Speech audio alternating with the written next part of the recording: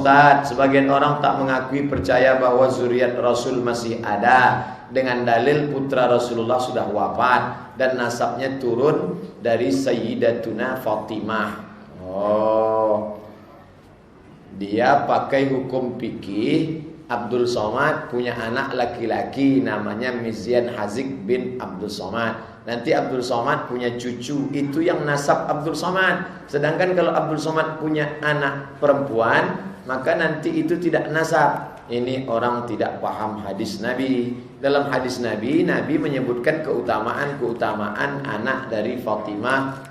Innal Hasan wal Husain sayyida syababi ahlil jannah. Hadis itu hadis sahih, tak boleh dipungkiri. Sesungguhnya Hasan dan Husain adalah pemimpin pemuda ahli surga.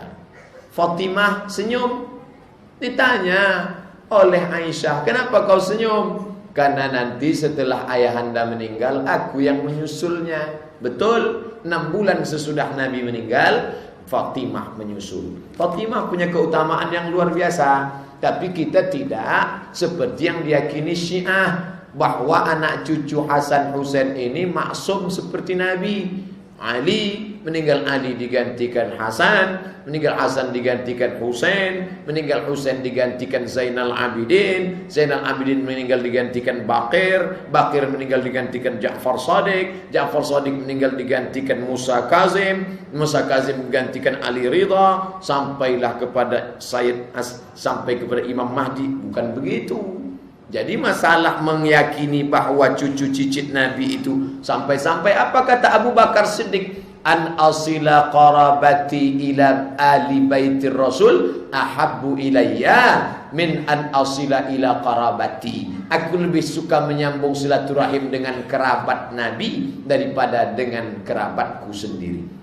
Nah, jadi kalau ada orang mengaku keturunan Nabi, maka kita minta namanya, mana surat keterangan dari Naqabatul Ashraf.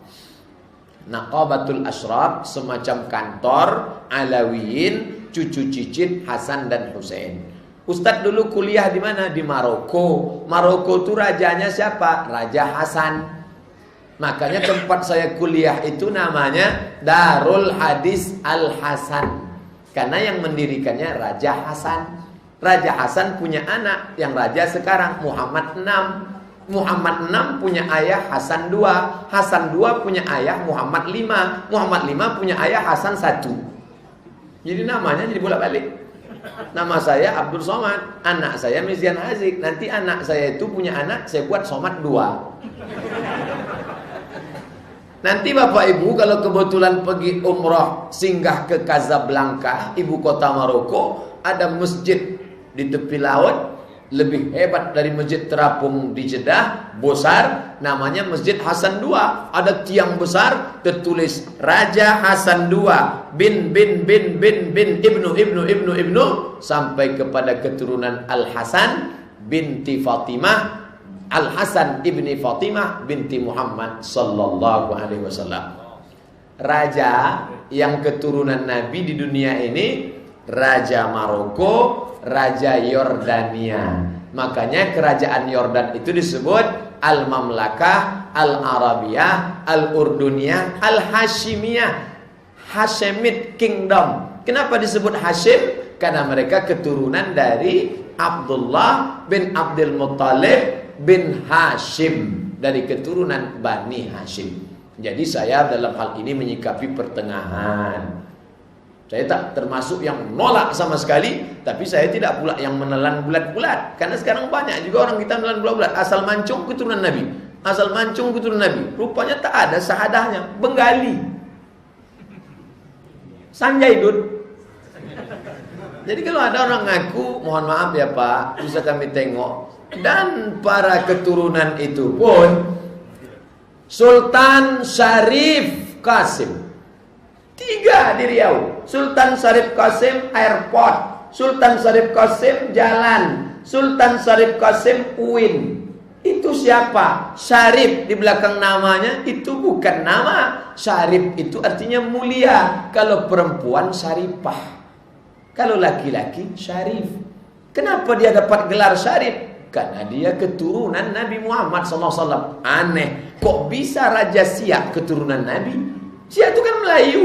Rupanya ada anak Raja Siak itu perempuan, namanya Tengku Embong, menikah dengan keturunan Nabi Sayyid Utsman. Dari sejak Sayyid Utsman ke bawah itulah nasabnya, kalau diurut-urut naik ke atas, bertemu pada nasab Imam Zainal Abidin, anak Bakir, anak Imam Ja'far Shadiq, anak Bakir, anak Zainal Abidin, anak Husain, anak Fatimah, anak Muhammad sallallahu alaihi wasallam. Tapi bukan mentang-mentang mereka keturunan Nabi otomatis masuk surga. Lau sarakat Fatimah binti Muhammad, andai Fatimah anak Muhammad mencuri, laqata'tu yadaha, aku sendiri yang akan memotong tangannya. Dalam hal ini saya tidak bersifat ekstrim menolak sama sekali, dan saya tak pula ekstrim menelan bulat-bulat. Saya pertengahan. Yang ada dalilnya, saya tetap menghormati mereka. Karena Zaid bin Sabit mencium tangan Abdullah bin Abbas. Ditarik sama Abdullah bin Abbas, kenapa kau cium tanganmu? Begini kami memuliakan keluarga Rasulullah, kata Zaid bin Sabit. Padahal Zaid bin Sabit jauh lebih tua daripada Abdullah bin Abbas. Kenapa? Memuliakan keturunan Nabi SAW. Tapi kalau dia soleh, karena ilmunya, karena amalnya, mengajar, ikhlas, baik, itu yang kita lihat. Apa hukum merayakan hari besar Islam di masjid yang menggunakan duf hadrah?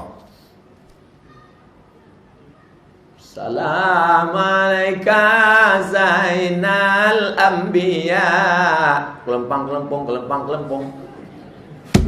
Terbagi dua kelompok. Kelompok satu mengatakan haram pukul-pukul gendang dalam masjid. Mana dalilnya? Inna li hadhil masajid, masjid ini la yasluh laha, tidak boleh kecuali hanya tiga: as-salah, zikrullah, wa qiraatul Quran. Di masjid hanya boleh tiga: salat, zikir, baca Quran. Titik. Ini dalil hadis mereka. Kelompok yang kedua mengatakan pukul gendang boleh. Dalilnya mana? Satu, ahlinun nikah. Kalau nikah jangan diam-diam. Makanya tak boleh nikah siri. Umumkan kalau nikah. Waj'aluhu fil masajid. Buat akadnya di masjid. Wadribu alaihi biddufuf, pukulkan gendang. Kelempang. Selamat datang wahai mempelai la la la la la la la. Hadisnya jelas, pukulkan gendang kata dia. Dalil kedua, Nabi duduk di samping rumahnya, Aisyah menengok dari celah telinga, ada orang Habasyah, tentara berkulit hitam, menari tongkat pendek dalam Masjid Nabawi. Dalam Masjid Nabawi mereka menari tongkat pendek. Lalu kata yang membolehkan, kami ambil dalil qiyas. Kalau menari tongkat pendek boleh, maka memukul gendang pun boleh. Ini dalil yang membolehkan. Ini dalil yang tak membolehkan. Ustaz Somad mana? Saya jalan tengah. Kalau ada ibu-ibu punya grup nasyid Maulid Nabi Isra Mi'raj, saya tanya panitia, nanti malam ada mereka pukul gendang? Iya. Di mana kami buat Pak Ustadz? Buat di teras. Jangan di depan. Kenapa? Karena kalau di depan istri orang mukul gendang ditengok bini orang, ditengok laki orang. Gendangnya biasa, lipstiknya 2 inci. Aja sempit. Nah, lagunya bagus. Bila Israel datang memanggil biru hijau. Maka kalau mau pukul gendang, pukul di belakang. Kalau ibu-ibu ini tidak dilatih pukul rebana, tradisi ini nanti hilang.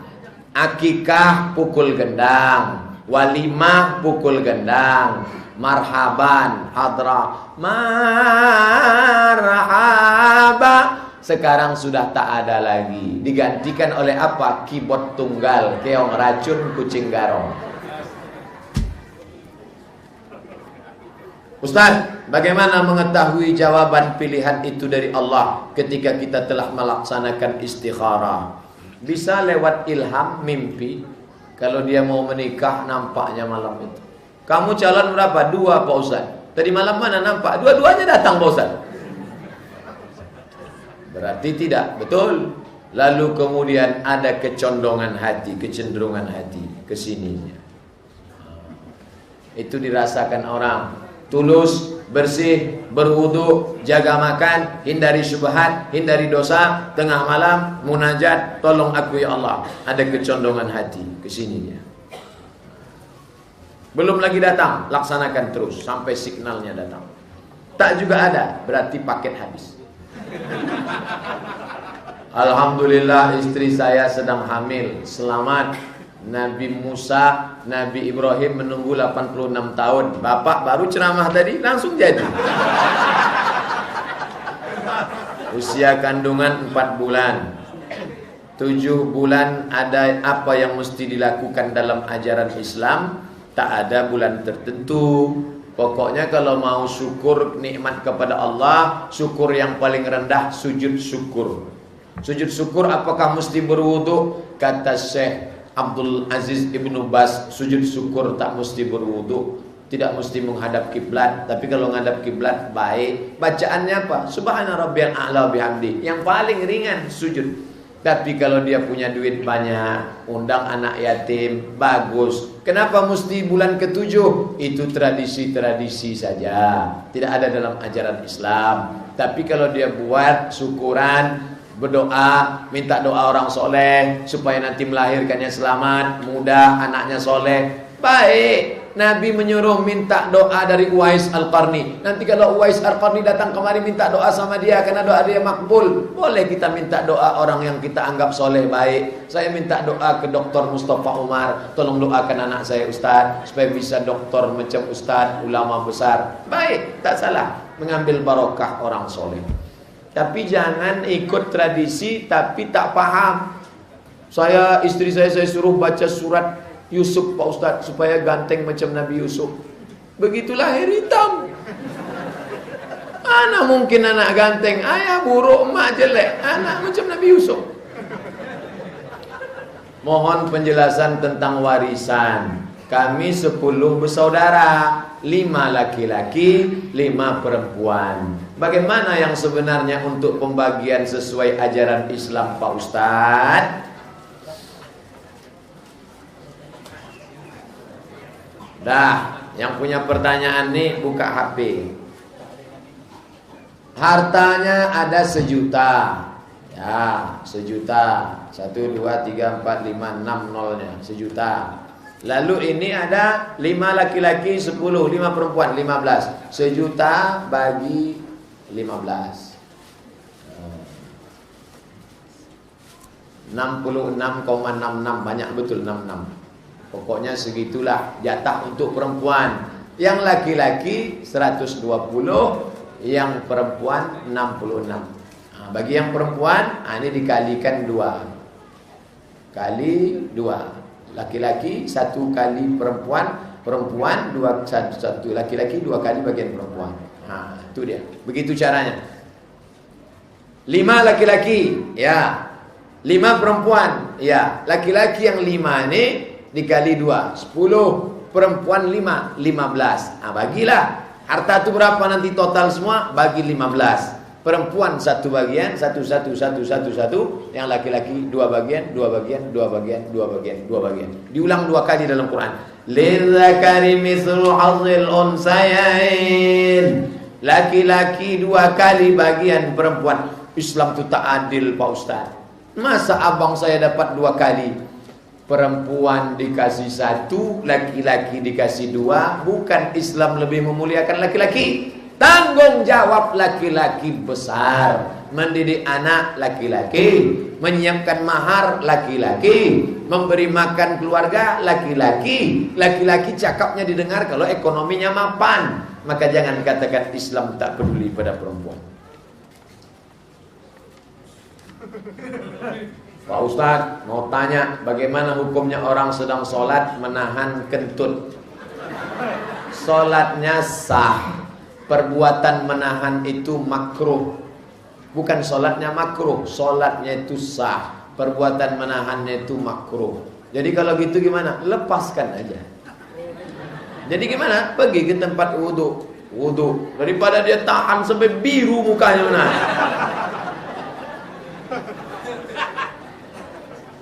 Saya pergi ke rumah sakit Jalan Arengka, jumpa dengan profesor doktor.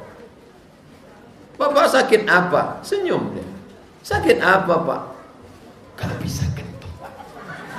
Tak bisa kentut. Maka Bapak Ibu yang mau kentut, kentutlah. Sebelum tak bisa kentut. Sampai operasi gara-gara tak bisa kentut. Pak Ustaz, saya pernah jumpa orang sedang sholat. Pas salam ke kanan menoleh dia buka tangan. Salam ke kiri dia buka tangan kiri. Apa memang ada sunnahnya? Assalamualaikum warahmatullahi.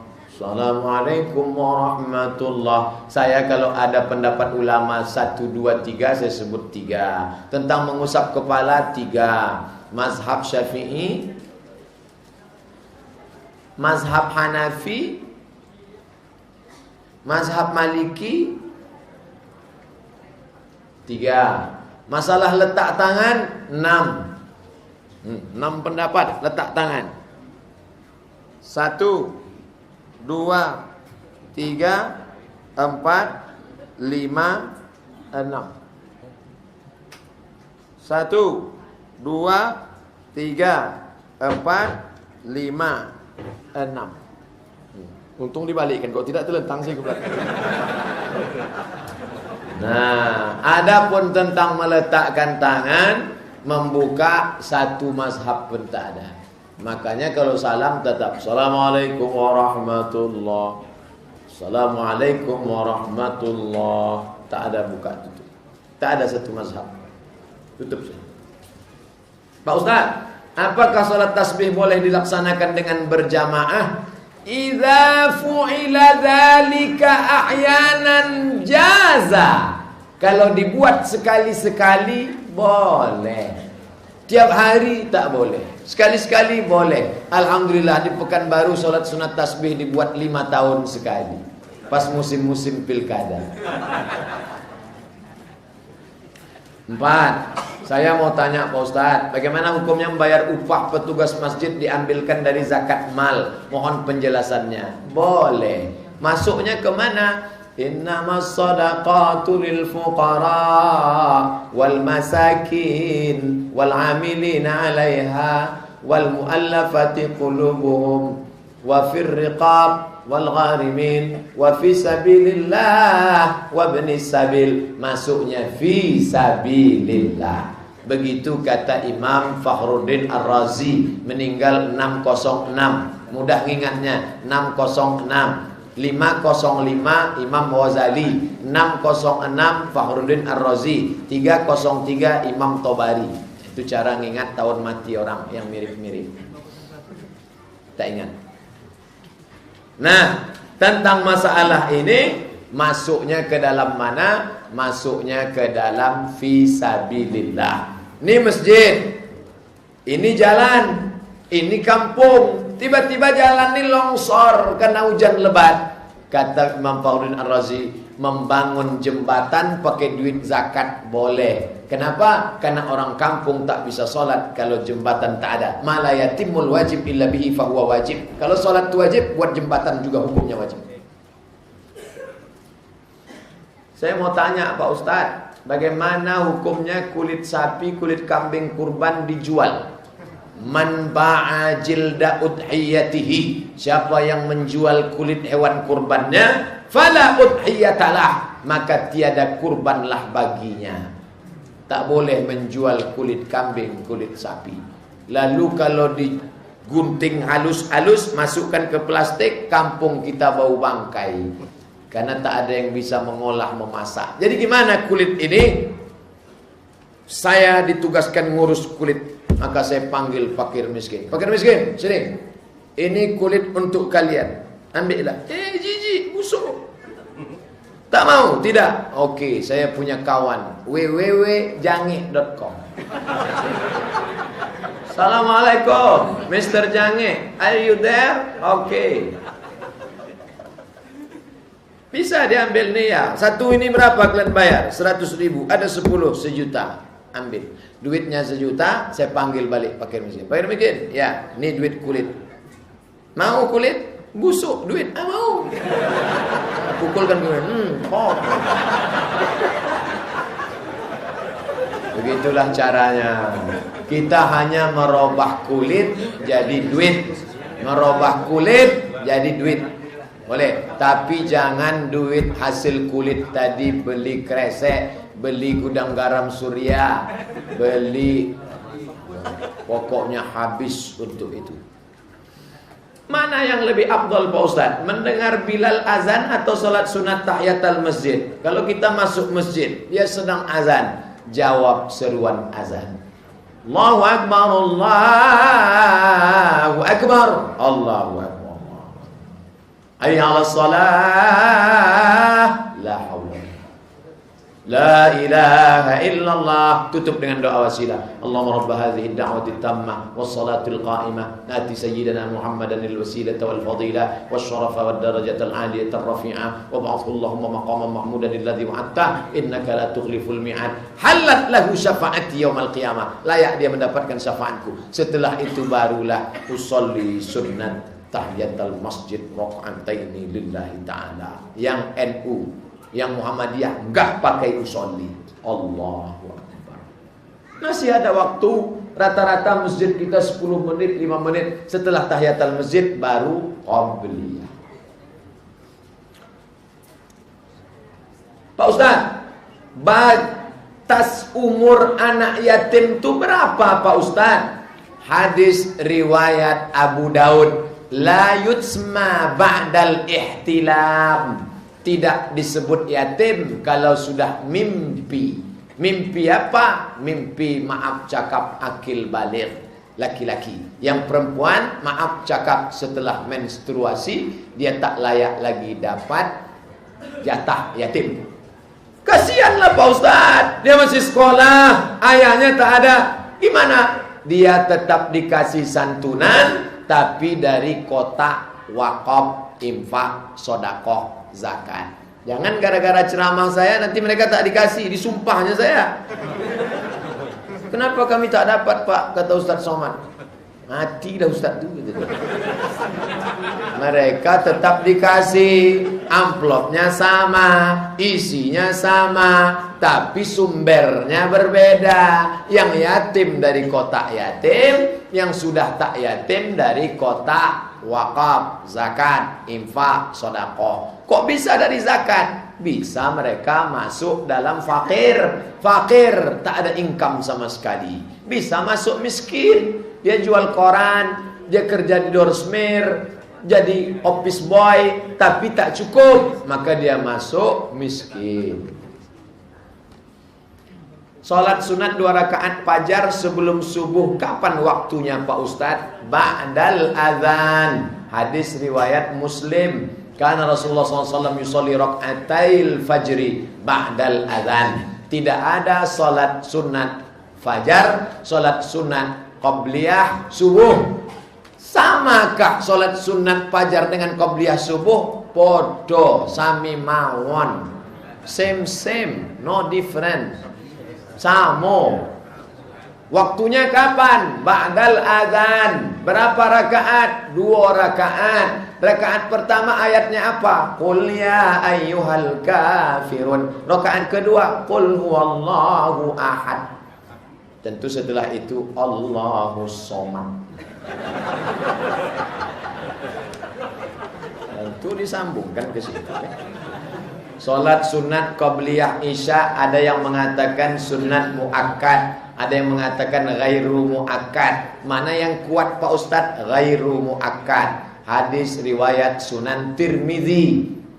Karena di situ disebutkan yang muakkad itu 12 rakaat. 2 rakaat sebelum subuh, 4 rakaat sebelum zuhur, 2 rakaat setelah maghrib, 2 rakaat setelah isya, 2 rakaat sebelum subuh, 4 rakaat sebelum zuhur, 2 rakaat setelah zuhur, 2 rakaat setelah maghrib, 2 rakaat setelah isya. 12 rakaat rawatib. Sedangkan yang 6 rakaat tidak rawatib. Ma baina kulli adzanaini shalah. Antara azan dan iqamat ada salat. Liman sya'a, bagi siapa yang mau. Qabliyah maghrib, qabliyah isya, qabliyah asar. Pak Ustadz, saya mau tanya. Iya, dari tadi memang bertanya. Bagaimana hukumnya suami istri yang sudah jatuh talak di pengadilan, tapi masih tinggal satu rumah sama anak-anak dan istrinya? Kalau talak jatuh, bukan berarti orang pisah rumah. Ini mesti diluruskan. Makna cerai itu bukan keluar dari rumah. Aku ceraikan engkau talak satu, sejak itu pindah tempat tidur. Nanti ketika hati sudah lunak, lembut, hujan lebat, rujuk. Kenapa sekarang orang repot rujuk? Karena ketika dia jatuhkan talak, dia langsung pergi jauh. Nanti waktu mau balik, undang RT, RW, nenek, mama, cerik, pandai, tokoh masyarakat, pakai pembukaan, baca Quran. Banyak ceritanya. Jadi orang yang talak itu, dia tetap serumah selama masa iddah 3 bulan. Setelah iddah habis, kanda apa boleh buat, game is over. Tak ada lagi rujuk. Kalau setelah habis iddah mau rujuk, rujuknya tak semudah sebelum habis iddah. Kalau sebelum habis iddah, rujuk saja. Tapi setelah habis iddah, akad ulang. Pak calon, pak mertuaku, akadkan aku balik. Iyalah, aku nikahkan engkau dengan anakku. Padahal dulu dah aku nikahkan juga. Sekarang aku nikahkan dulu dengan mahar sebentuk cincin emas tunai. Itulah namanya pengantin baru stok lamo.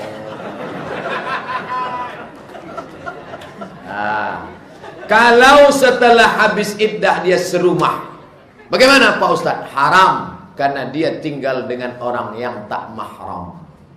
Ingat, yang serumah dengan mantan istrinya demi anak-anak Pak Ustadz, tak ada demi-demi. Kau sudah serumah dengan tak mahram, haram kau tengok, haram kau pandang. Saya tak bernafsu nengok dia Pak Ustadz. Tak nafsu, tak nafsu. Bukan cerita nafsu, tak nafsu. Haram. Kalau mau balik, balik. Pak Ustadz, bagaimana maksud hadis niyatul mu'minin khairum min amalihi? Bagaimana maknanya? Orang beriman, kalau dia berniat baik, catat, kata Allah pada malaikat, catat. Jadi tak dia buat, tak jadi, buat 1. Kalau jadi, buat 2. Niatnya saja sudah baik, maka orang Islam disuruh positive thinking. Makanya tiap malam berniatlah sholat tahajud. Tapi jangan pula tiap malam tertidur terus. Tuh, niat orang mukmin baik, amalnya baik, maka niatnya itu baik, amalnya baik. Pak Ustadz, saya pernah jumpa orang sholat pada tasyahud akhir duduk iftirash, bukan tawarruk, sampai dia mengucapkan salam. Mana yang kuat dalilnya? Mazhab Syafi'i, mazhab Hambali. Mazhab Syafi'i, kalau rakaat terakhir duduknya tawarruk. Tawarruk diambil dari kata warik. Waruk, warik, tawarruk, warik. Warik artinya maaf, pantat. Pantatnya menempel ke lantai. Satu rakaat witir, 2 rakaat tetap pantatnya menempel ke lantai. Itu mazhab Syafi'i. Sedangkan mazhab Hambali, kalau sholat itu tidak ada tasyahud awalnya, sholat Jumat, qabliyah, ba'diyah, maka dia tetap duduknya iftirash. Iftirash artinya karpet.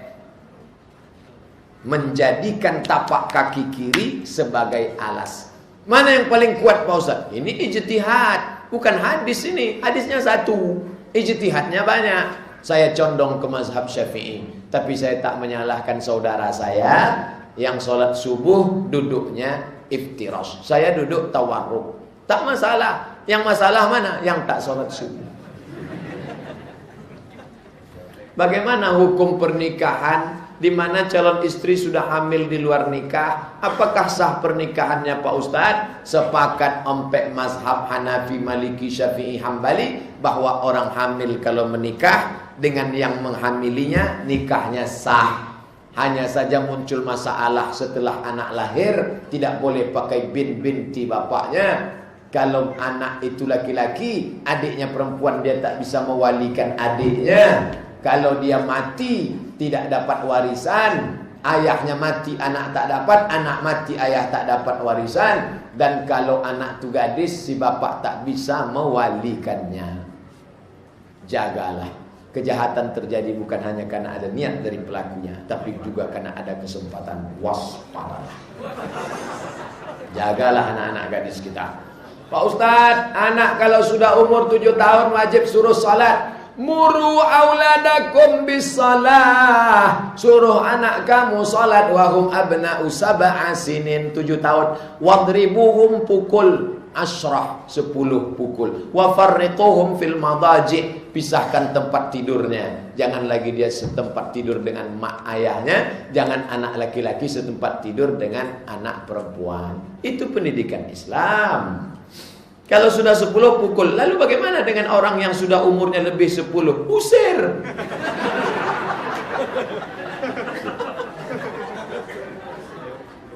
Apa hukumnya bagi laki-laki yang tak mau sholat berjamaah ke masjid, padahal dia dekat rumahnya dengan masjid?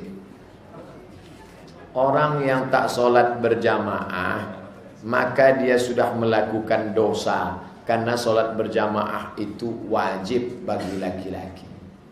Perempuan di rumah. Laki-laki yang soleh sholat di masjid. Laki-laki yang sholat di rumah itu laki-laki soleha. Maka sholat di masjid. Sampai-sampai Nabi mengatakan layan tahiyanna. Mereka yang tak ke masjid berhenti. Kalau tetap tak ke masjid, la u'arriqanna. La dipangkal, na di ujung, taukid, penekanan. La u'arriqanna, akan kubakar rumah mereka. Bayangkan itu, bertambah titik api di Provinsi Riau. Ustaz, apakah boleh kita memasuki rumah ibadah non muslim? Ngapain ke dalam?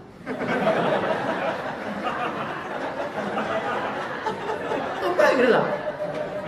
Itu HKBP, Kuliah Kristen Batak Protestan. Misalnya dosen ngasih tugas, tolong kau periksa itu patung Yesus Kristus. Oke, ada tugas, tapi masuk ke dalam itu. Nabi melarang memasuki tempat-tempat ibadah, tempat peninggalan kaum-kaum terdahulu. Kenapa? Karena di situ bekas-bekas setan-setan. Kecuali ada alasan khusus, Pak polisi ditugaskan atasan untuk memberi keamanan, takut nanti umat Islam difitnah, sesama mereka meletupkan, meledakkan. Islam teroris. Nah, ini oke, ada catatan. Tapi bagi orang yang tak ada mengena, itu apa dia masuk ke dalam? Kenapa ada orang Islam sholawatan di rumah ibadah? Ini keterlaluan. Ini yang dibantah oleh Habib Syekh ketika dia membantah Gus Nuril. Ikuti video YouTube. Habib Syekh membantah habis-habisan Gus Nuril yang ceramah di gereja dan membawa grup-grup sholawatan. NU ini dua, satu yang liberal, satu garis lurus. Nih, jadi jangan pukul rata semua. Bahkan ada yang mencampur sholawat dengan paduan suara non muslim. Ini politik ada. Wala ana abidum ma'abatum wala antum abiduna ma'abud lakum dinukum. Ustadz Somad itu ekstrim. Saya bukan ekstrim, saya lunak, lembut dan manis, es krim. Saya bertetangga dengan Pak Panjaitan 2 tahun. Panjaitan ini kalau merantau ke barat berubah menjadi Thailand.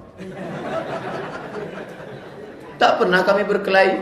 Saya tinggal di Mesir, rumah saya di bawah, di atas tuan rumah. Namanya Baba Yosef Hanna, tuan rumah kami, Kristen. Saya yang bayar sewa rumah ke atas. Sabahal khair Baba, good morning. Ya, ini bayar sewa rumah. Ya beni, ana musab bisaratan. Ambo kini kola kan naik cancer, kena penyakit kanker. Saya naikkan sewa rumah. Baba, kalau Baba kena kanker, kami kena krisis moneter.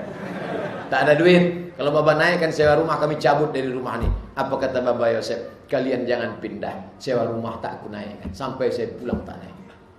Baik hubungan kami, tapi tidak pula gara-gara itu Baba ikut aku ke gereja kau seminggu ya. Tidak, ada batasannya.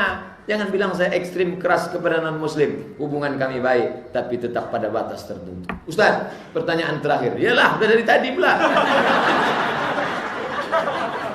Kapan Ustaz bisa ceramah di Masjid Syuhada lagi? Pengurus siap dan senang kalau Ustaz datang lagi. Saya kalau malam penuh sampai akhir Agustus, baru kosong September kalau umur panjang. Tapi kalau siang ada kosong dari mulai pertengahan Maret. Nah, itulah. Sekarang lagi heboh-hebohnya soal toleransi. Toleransi ini banyak orang payah membedakan antara toleransi dengan tolerasin. Tak bisa dia membedakan. Akhirnya dia ikut ke gereja, ikut sholawatan. Toleransi dalam masalah dagang. Nabi menggadaikan baju besinya kepada orang Yahudi. Nabi meninggal. Mana baju besi Nabi? Kenapa hilang? Rupanya baju besinya tergadai di tangan seorang Yahudi. Bisalasina so'an, 30 sok gandum. 1 sok 3 kilo, 30 kali 3, 90 kilogram gandum.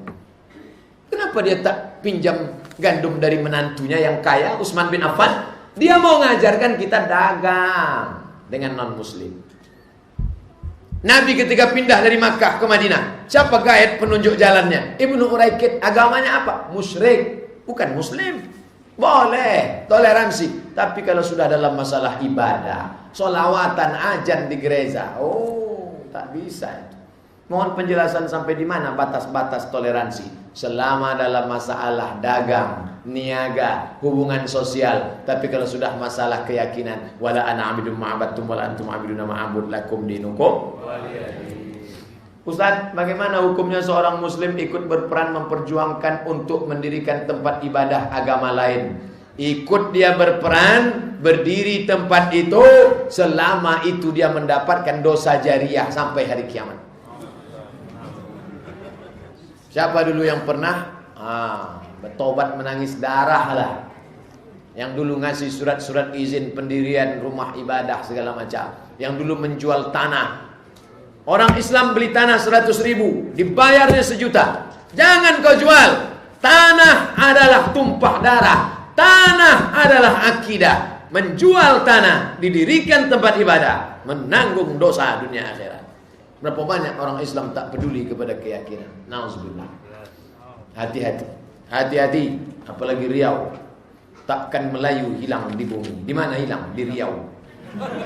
Keluar dari Kandis, masuk Minas, Kandis, Duri, kiri kanan, kiri kanan, kiri kanan. BPK, BPK, BPK. Sampai pegawai BPK dari Jakarta bingung, kok banyak betul kantor kami di sini. Isinya babi panggang kau. Surat Al-Fatihah ayat pertama, Bismillahirrahmanirrahim. Kenapa ada sebagian imam dalam sholat tidak menjaharkannya? Hukum baca Fatihah 3 mazhab. Mazhab Syafi'i jahar. Bismillahirrahmanirrahim. Alhamdulillahi Rabbil Alamin. Mazhab Syafi'i. Hanafi dengan Hambali bismillahnya sir. Alhamdulillahi Rabbil Alamin. Ar-Rahmanir-Rahim. Sedangkan Maliki tak pakai bismillah sama sekali. Saya 2 tahun di kampung mazhab Maliki Maroko, tak ada bismillah. Allahu Akbar. Alhamdulillahi Rabbil Alamin. Tak pakai bismillah. 3 mazhab. Dalil-dalilnya buka buku 99 tanya jawab salat Haji Abdul Somad LJMA. Download gratis di internet. Sudah kami download kok tak dapat, paket tak ada. Yang disiksa di dalam kubur itu apakah jasad atau roh? Karena jasad tanpa roh tak merasakan apa-apa. Dan roh manusia yang mati telah ikut masuk dalam kubur, yakni kembali. Di mana letak roh setelah berpisah dari jasad? Buka kitab judulnya ROH, Roh. Diterbitkan pustaka Al-Kausar, terjemahan bahasa Arab, ditulis oleh Imam Ibnu Qayyim Al-Jauziyah, murid Imam Ibnu Taimiyah.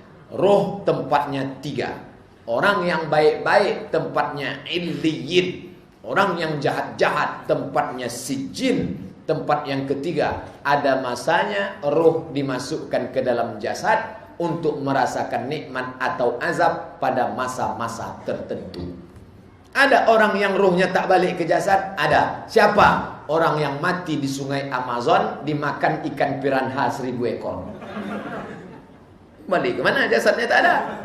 Tapi ada orang yang jasadnya dimasuki ruh, tapi tidak masa panjang, temporer tertentu. Jangan gara-gara ini nanti ada orang meninggal, bapak masukkan CCTV ke dalam.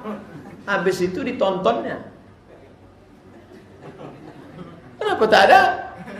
Karena tempat ruh itu 3. Illiyin, sijin, ada masa-masa tertentu. Makanya ada orang yang mati masuk kubur. Setelah itu pak polisi datang, otopsi kecelakaan. Begitu dibuka, macam sudah mati sebulan, benjol-benjol. Kenapa? Baru kena azab kubur, dililit ular segala macam.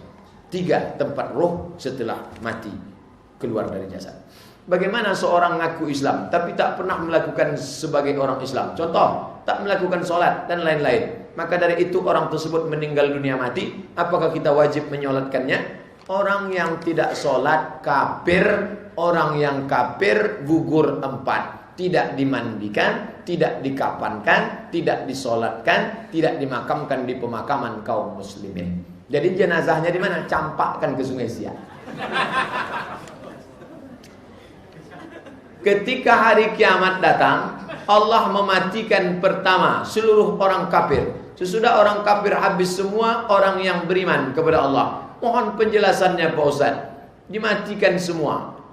Tiupan sangkakala. Mana lebih hebat pesawat Concorde buatan orang kafir meledak gendang telinga. Rebana yang ada di dalam itu meletup. Boom! Kaca jendela pecah. Itu baru teriakan Concorde. Bagaimana teriakan malaikat? Uli ajnihatin bersayap, masna 2, wasulasa 3, waruba 4. Kalau diletakkannya sayapnya di timur, yang kanan ke barat, tenggelam dunia. Untungnya malaikat itu dari nur cahaya. Cahaya tidak mengambil tempat. Andai malaikat itu dari beton, sudah penuh dunia ini. Hanya dengan satu malaikat. Teriakan dia itulah yang mematikan semua. Maka sebelum salam kita minta, Allahumma inni a'udzubika min azabi jahannam, wa min azabil qabri, wa min fitnatil mahya wal mamat, wa min syarri fitnatil masihid dajjal. Baru salam. Pertanyaan tentang pilkada. Pilkada sama pilkab ini mirip-mirip nih. Tak lama lagi Kota Pekanbaru akan mengadakan pemilihan wali kota 15 Februari. Yang kita tanyakan, seandainya kita tidak melihat, jelas nih ya, tidak melih atau menyoblos yang kita hendaki, maka dari itu bapak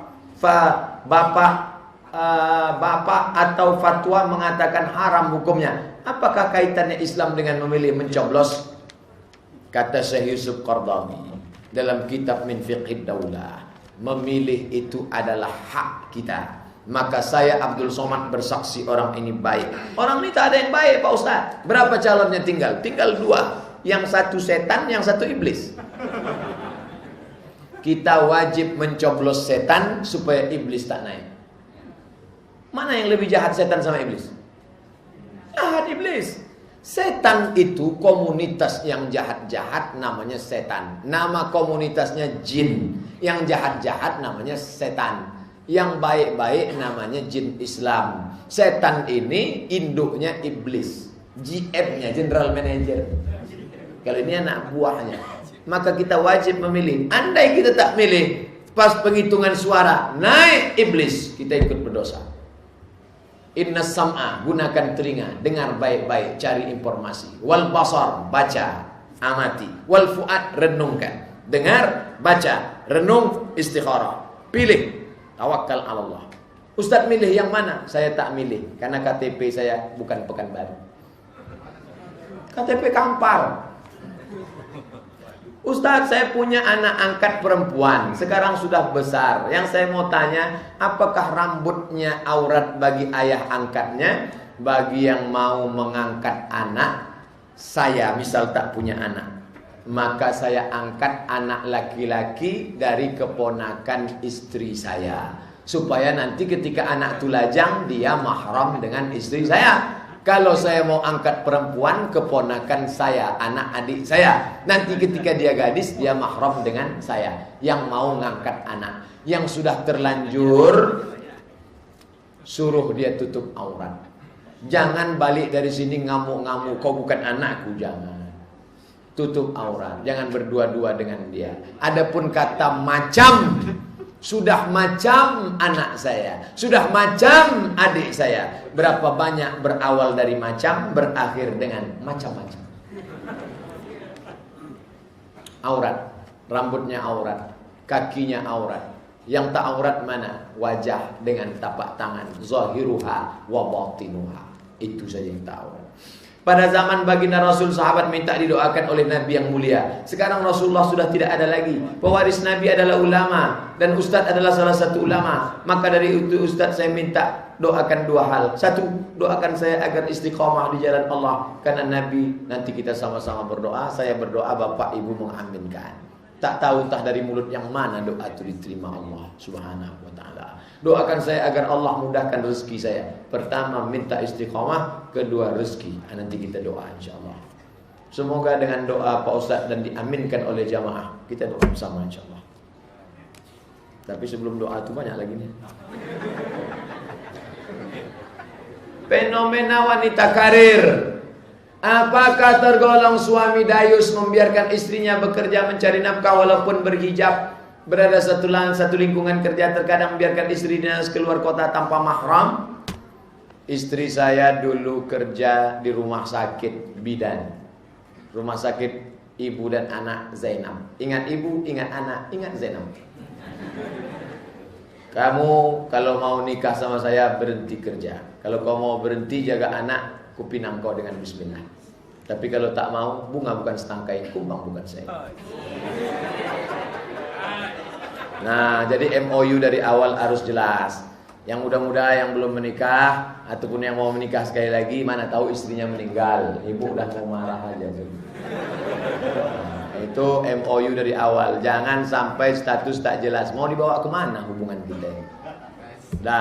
Nah, setelah itu kalau dia mau bekerja, kata Syekh Atiyah Sokor, boleh dengan catatan, syarat dan ketentuan berlaku. 1.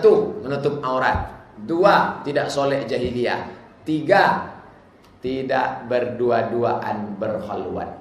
Adapun musafir, kalau dia aman dari fitnah, di situ banyak perempuan yang amanah, tapi berapa banyak perjalanan dinas menjadi affair. Lebih banyak istri dengan suami orang daripada dengan suami sendiri. Berangkat dari rumah jam 6 sampai di tempat kerja, makan siang sama dia, curhat sama dia, pulang sore. Sampai ke rumah tak ngobrol sama suami, WA juga dengan dia lagi. Gimana Adinda kerja tadi? Nantilah bang, aku sedang sibuk. Akhirnya rusak hubungan. Oleh sebab itu, maka hubungan mesti dijaga baik. Apa hukum suami menikmati penghasilan istri, apalagi dengan alasan kewajiban patuhnya istri kepada suami? Wajib bagi suami memberikan 5. Ingat, hak ibu 5 pada suami, kewajiban suami 5 pada istri. Makan, pakai, tempat tinggal, pendidikan, perhatian. Makan, pakai, tempat tinggal, pendidikan, perhatian. Seks masuk dalam perhatian. Kalau ini tak dia berikan, maka dia punya hutang kepada ibu. Hati-hati jadi laki-laki. Ini terbalik, dia pula makan gaji istrinya. Bila seistri bekerja, siapakah yang paling berhak dinafkahinya? Suaminya? Mana ada suami nafkah istri? Anaknya? Anak tak wajib dinafkahi istri. Ibu bapaknya? Ibu bapak dinafkahi oleh anak laki-laki. Tapi kalau tak ada anak perempuan menolong emak ayahnya boleh. Ibu perempuan bekerja dapat gaji. Siapa yang wajib dinafkahinya? Kalau tak ada abang adiknya, orang tuanya susah, itu yang dia beri. Adapun suaminya, maka tidak wajib. Tapi karena dia kasihan, bang, aku kasihan nengok engkau susah betul, nih gue kasih pinjam. Tapi bayar. Tapi kalau kau macam-macam, awas. Suami dan istri yang sama-sama bekerja, penghasilan istri lebih 75%, menutupi kebutuhan rumah tangga. Tapi 25% penghasilan suami tetap disisihkan untuk orang tuanya. Bagaimana Islam menanggapi ini? Ini suaminya kacau sekali nih. Kok bisa ibu dapat orang macam ini? Makanya anak laki-laki ini harus dididik. Di Malaysia tak boleh orang menikah kalau tidak dapat ijazah kursus perkahwinan. Makanya dulu di Masjid Al-Falah, Dr. Mustafa Umar membuka kursus pranikah. Cuman yang banyak daftarnya udah nikah. Akhirnya khusus itu ditutup karena dikhawatirkan yang udah nikah itu nikah gara-gara itu. Mestinya yang lajang-lajang nikah biar tahu dia apa hak dia, apa kewajiban istri. Jangan sampai dia salah kaprah. Anak perempuan adalah milik suaminya dan anak laki-laki adalah milik ibunya. Apakah dengan pernyataan di atas gugurkah kewajiban seorang istri kepada orang tua kandungnya jika suami tidak ridha? Mana yang lebih dia patuhi? Ingat, suami yang taat kepada Allah, orang tua yang taat kepada Allah, sama-sama channelnya kepada Allah, tak mungkin ini bergaduh, berkelahi, bertengkar. Kenapa terjadi suami melarang istri, orang tua menyuruh istri, berkelahi antara suami dengan orang tua? Gara-gara tak sama. Apa kata suami? Emakmu sakit Adinda, pergilah kau temani dia. Adapun abang insya Allah akan rela. Akan terjadi kesadaran yang baik. Makanya didudukkan dalam kajian agama. Kategori istri durhaka itu sebenarnya seperti apa? Karena di zaman sekarang ini begitu mudahnya suami menjatuhkan vonis durhaka hanya karena masalah sepele saja. Hukum syar'i sudah diberinya makan, pakai, pendidikan, perhatian, tempat tinggal, maka istri wajib patuh dan taat. Kalau sampai istri mengatakan kanda, kalau sampai bulan depan kau tak bisa membawa Innova Luxury, jatuhkan aku talak satu.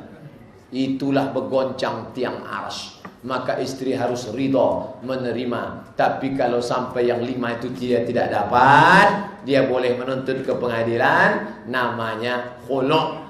Laki mencerai namanya talak. Istri menuntut namanya khulu'. Hakim memisah namanya fasah. 2 SKS itu.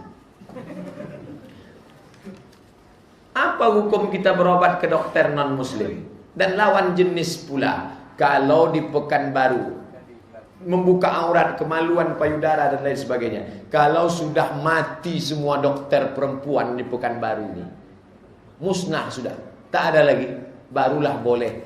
Atau memang sibuk betul penuh.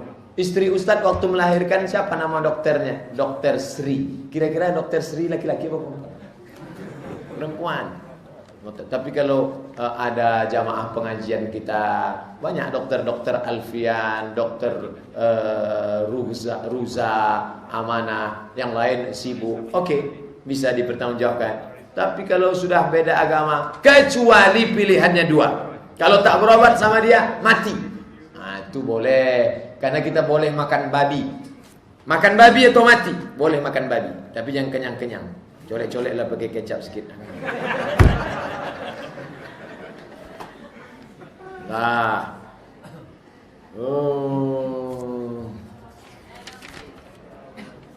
Tolong penjelasannya Bapak Ibu, kalau ada anak kecil di rumah, mana tahu tadi berangkat dikunci, anak itu sudah menangis-nangis, baliklah. Ini akan saya jawab sampai habis.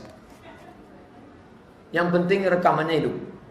Nah, walaupun jamaah pulang ya tak apa-apa. Saya biasa ceramah tak ada jamaah. Di TVRI itu mana ada jamaah? Di TVRI di RRI. Jamaah sekalian. Bukan ada orang situ. Kamera aja sih. Apa kata pegawai? Tengok Ustaz tuh.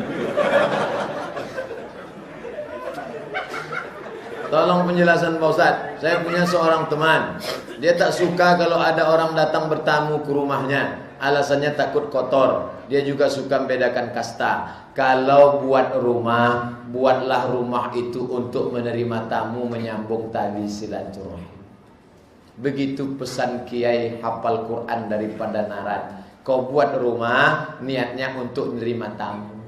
Karena disitulah datang barakah. La ya'kulu ta'amaka illa taqiyun. Yang memakan rezekimu adalah orang yang bertakwa. Sehingga rumah itu ada barokahnya. Adapun ini pakai kasta-kasta, mungkin keturunan Hindu Mahabharata. Mau tanya Pak Ustaz, bagaimana hukumnya orang ngambil keuntungan dari masjid? Orang mengambil barang-barang milik masjid, walaupun cuma sedikit. Masjid ini yang punya siapa? Allah Subhanahu wa ta'ala. Ini semua milik umat, bukan milik pengurus, bukan milik ormas, bukan milik yayasan. Maka kalau ada AC rusak diambil orang, dia minta izinnya nanti di akhirat kepada seluruh umat Islam. Dicarinya di padang mahsyar. Kumpul semua. Jangankan di Padang Mahsyar, di Padang Panjang aja payah kita jumpa. Di Padang Mahsyar dari sejak zaman Nabi Adam, Idris, Nuh, Saleh, Ilyas, Zakaria, Musa, Yahya, Isa. Jangan pernah mengambil barang milik umat. Faman ya'mal mithqala dzarratin khairan yarah. Sebesar biji sawi pun akan kau balikkan di hadapan Allah Subhanahu wa taala. Pak Ustaz, bagaimana hukumnya orang muslim memelihara anjing untuk dipelihara untuk menjaga rumah? Tak ada lagi anjing jaga rumah sekarang. Karena rumah sudah ada security aman. Kecuali dia tinggal di kampung Talang Mama. Dari Pekanbaru naik mobil 5 jam sampai ke Bali, Balilas.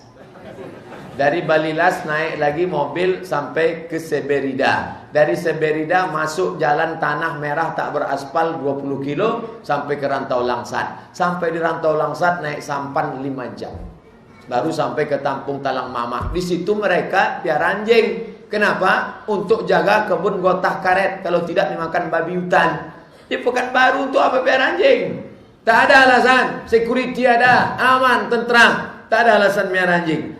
Oleh sebab itu maka orang yang memelihara anjing, maka satu hari pahalanya dikurangi sebesar bukit Uhud. Sedangkan amalnya sebesar kutil. Maka tiap hari dia min. Kurang.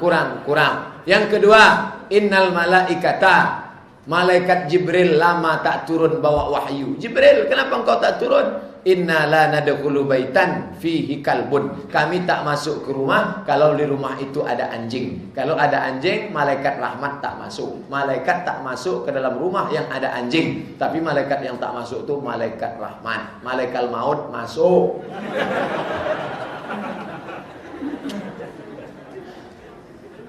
Pak Ustaz, bagaimana hukumnya orang wanita yang sholat berjamaah mulai awal sholat sampai salam, kakinya terbuka keluar. Yang terbuka auratnya, maka syarat sah sholat tertutup aurat menurut mazhab Syafi'i.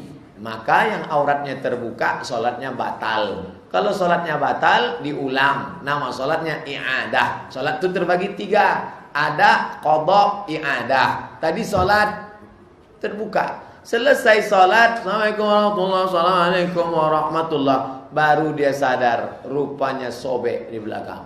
Maka sholatnya ulang. Usolli fardhu zuhri 4 raka'atin i'adatan. Sholat yang tadi adaan. Sholat mengganti qadhaan. Sholat mengulang i'adatan. 3 sholat. Pak Ustaz, apa boleh seorang wanita yang lagi datang bulan masuk ke dalam masjid untuk baca zikir atau pergi ke kuburan? Pergi ke kuburan boleh ziarah. Doanya, Assalamualaikum ya ala diyar minal mu'minin wa inna insyaallah bikum lahiqun yarhamullahu mustaqdimin wal mustakhirin. Nasallallahu lana wa lakumul afiyah. Panjang Pak Ustaz. Ya, sampai di Pekanbaru pendek. Assalamualaikum ya alal kubur. Apa boleh perempuan berhalangan masuk masjid? Dalam kitab Al-Fiqhul Islami wa Adillatu Syekh Wahbah Zuhaili mengatakan perempuan yang berhalangan tak boleh tawaf, tak boleh i'tikaf, tak boleh megang Quran, tak boleh baca Quran, tak boleh masuk masjid. Oleh sebab itu maka dia kalau mau dengar pengajian di emperan masjid. Makanya insinyur yang membangun masjid mesti paham hukum masjid. Makanya masjid kita ada emperan. Emperan itu gunanya untuk apa? Untuk perempuan haid. Mohon maaf Bapak yang dulu di emperan, bukan saya dulu. Nah, orang tersinggung gara-gara itu. Saya mau menjelaskan. Apa hukumnya seorang suami yang pelit terhadap istri dan seorang ayah yang pelit terhadap anak, sedangkan anaknya sudah berumah tangga tak berkecukupan? Bagaimana ini? Datanglah perempuan. Nabi sedang duduk di atas bukit Sofa, Marwah. Nabi sedang duduk, datang perempuan, ditutupnya wajahnya. Ya Rasulullah, ya.